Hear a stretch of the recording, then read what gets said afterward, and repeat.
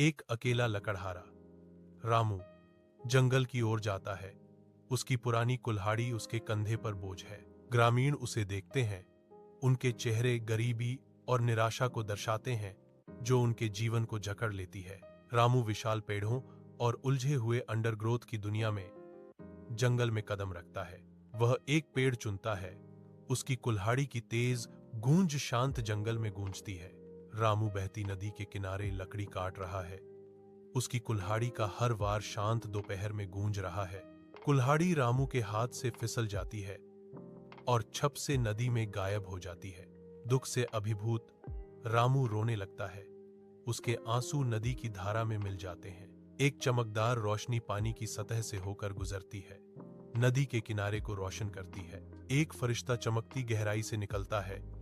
उसका अलौकिक रूप धूप में चमकता है। फरिश्ता दयालुता से पूछता है। उसकी आवाज बहती नदी की पृष्ठभूमि के खिलाफ कोमल है। तुम क्यों रो रही हो? धीरे धीरे बहती नदी के किनारे एक देवदूत प्रकट होता है जो दिन की रोशनी में चमक रहा है।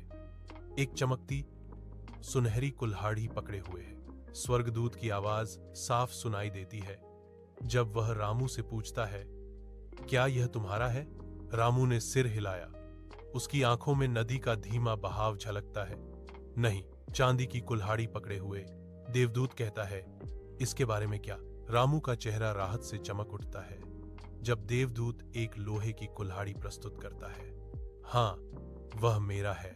देवदूत कहता है, मैं तुम्हारी ईमानदारी से प्रसन्न हूं। तीनों कुल्हाड़ियां इनाम के तौर पर ले लो।